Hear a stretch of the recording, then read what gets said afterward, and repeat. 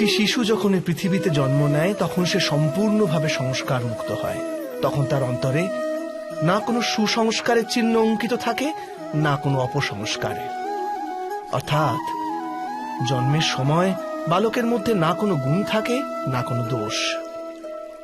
তবে এই দোষ অথবা গুণ কিসের ভিত্তিতে লাভ হয় আমরা কি কখনো ভেবে দেখেছি? যে কথা মাতা পিতার মুখে নিরন্তর শোনা যায় সেসব কথাই তাদের সন্তানের হৃদয়ে সংস্কারের রূপ নেয়। যেমন কোন গ্রামে নদীর তট অব্দি একটা আলপথ আপনি নির্মিত হয় কেবল সেই পথে বারবার চলার দরুন। অর্থাৎ মাতা পিতার হৃদয়ের ইচ্ছাই তাদের সন্তানের হৃদয়ে দোষ অথবা গুণ হয়ে জন্ম নেয়। এটাই কি সত্য নয়? কিন্তু তবু যখন তাদের সন্তানের মধ্যে কোনো দোষ দেখা যায় তখন মাতা পিতা আশ্চর্য ও দুঃখিত হয়ে পড়েন। মাতা পিতা হৃদয়ে এই প্রশ্নই করে যে তাদের সন্তানের মধ্যে এই অপসংস্কার এলো কেমন করে। সত্য তো এটাই যে মাতা পিতা নিজের সন্তানের মনে অজান্তেই অপসংস্কারে বীজ রোপণ করেন, যা তাদের সন্তানের হৃদয় ভূমিতে কুশিক্ষার বৃক্ষ হয়ে মাথা তোলে। অর্থাৎ নিজের সন্তানদের সুসংস্কার আর ধর্মপরায়ণ করে তোলার আশা রাখে যে মাতা পিতা, তাদের সর্বপ্রথম তাদের নিজের হৃদয়ের ইচ্ছার উপর নিয়ন্ত্রণ রাখাটা অনিবার্য নয় কি?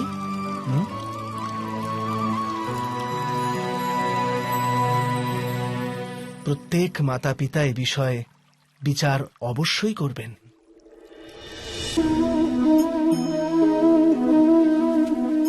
মানুষের এই স্বভাব যে সে স্বয়ং নিজের পরিবারকে, নিজের সন্তানদের অধিকতর সুখ লাভ হোক সেই প্রচেষ্টাই করে। সেই কারণেই আমরা সদা শ্রম আর কষ্ট থেকে দূরে থাকতে চাই, বিশ্রাম আর বিলাসবহুল জীবন ধারণের প্রয়াস করি। স্বয়ং নিজের জীবনকেই দেখুন।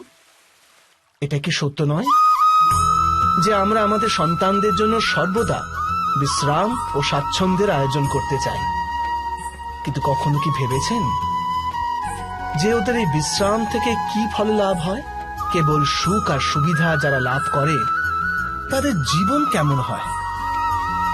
শরীর যখন শ্রম করে তখন অধিক সুস্থ থাকে, বুদ্ধিও যখন কঠিন পরিস্থিতির সম্মুখীন হয় তখন আরো তেজস্বী হয়ে ওঠে। এ আমাদের সবার অভিজ্ঞতা, কিন্তু আমরা হয়তো এটা ভুলেই যাই যে মন আর সত্তা যখন কঠিন পরিস্থিতির মধ্যে দিয়ে যায় তখন উভয়ই অধিক বলবান হয়ে ওঠে। অর্থাৎ যখনই আমরা আমাদের সন্তানদের শ্রম ও দুঃখ থেকে দূরে রাখার প্রয়াস করি তখন বাস্তবে তাদের সুখের পথ আমরা বন্ধ করে দিই নাকি? স্বয়ং বিচার করুন।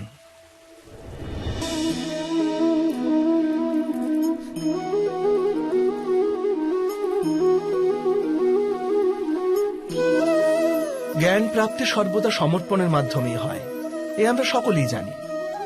কিন্তু সমর্পণের বাস্তবিক গুরুত্ব কি আমরা কি কখনো বিবেচনা করেছি?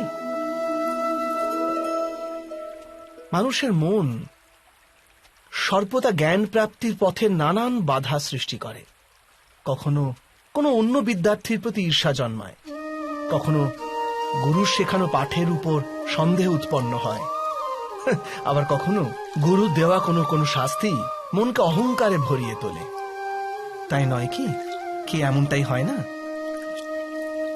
নানান সময় নানান রকম চিন্তা মনকে ব্যাকুল করে তোলে, আর মনের এমন অশান্ত স্থিতির কারণে আমরা জ্ঞান লাভ করতে পারি না। মনের সঠিক স্থিতি কেবল সমর্পণ থেকেই লাভ হয়। সমর্পণ মানুষের অহংকারকে নাশ করে, ঈর্ষা, উচ্চাকাঙ্ক্ষা ইত্যাদি হীন ভাবনাকে দূর করে হৃদয়কে শান্ত করে আর মনকে একাগ্র করে। বাস্তবে ঈশ্বরের সৃষ্টিতে না জ্ঞানের অভাব আছে না জ্ঞানী ব্যক্তি। গুরু দত্তাত্রেয় তো গাভী আর ষণ্ডদের থেকেও জ্ঞান লাভ করেছিলেন। অর্থাৎ বিষয় ব্রহ্ম জ্ঞানের হোক অথবা জীবনের জ্ঞানের, অথবা গুরুকুলে লাভ করা জ্ঞানের তা অর্জন করার জন্য গুরুর চেয়ে অধিক গুরুত্বপূর্ণ সেই গুরুর প্রতি আমাদের সমর্পণ। এটাই কি সত্য নয়? স্বয়ং বিচার করুন।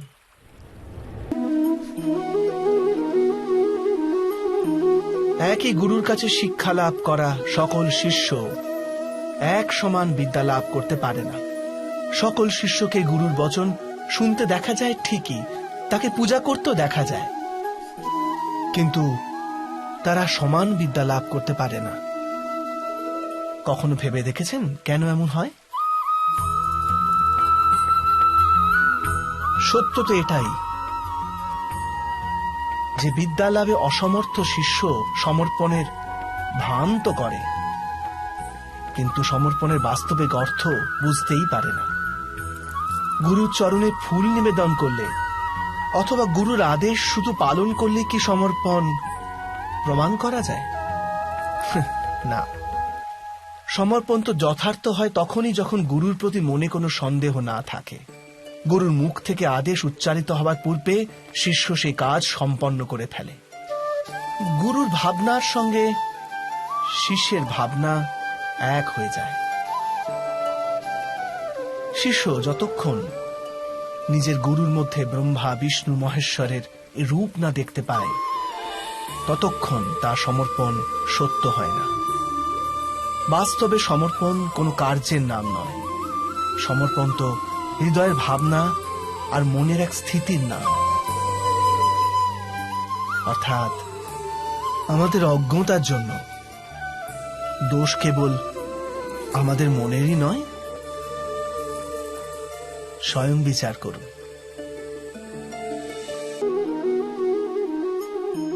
শ্রেষ্ঠত্বের অর্থ কি?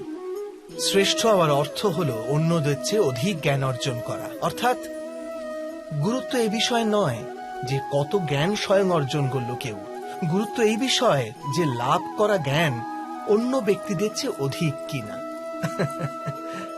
অর্থাৎ শ্রেষ্ঠ হওয়ার ইচ্ছা জ্ঞান প্রাপ্তির বাসনাকেও এক প্রতিযোগিতা বানিয়ে তোলে। আর প্রতিযোগিতায় বিজয় শেষ বিজয় হয় না।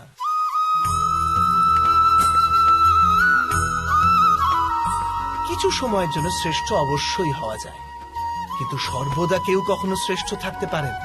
তারপর আবার অসন্তোষ, পীড়া আর সংঘর্ষের সৃষ্টি হয়। কিন্তু শ্রেষ্ঠ হবার বদলে যদি উত্তম হওয়ার প্রয়াস করা যায় তবে কি এরকম হয়?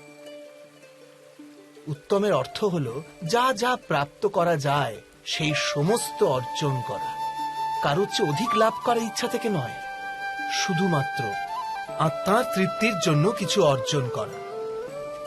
উত্তম হবার পথে অন্য কারোর সঙ্গে প্রতিযোগিতা থাকে না, স্বয়ং নিজের সঙ্গে প্রতিযোগিতা হয়। অর্থাৎ উত্তম হবার চেষ্টা যে করে সে কখনো না কখনো সমস্ত জ্ঞান অর্জন করে ফেলে।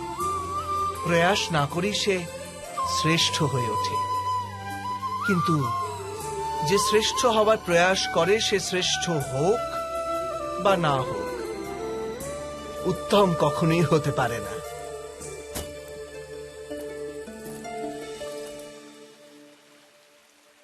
অবশ্যই করবেন।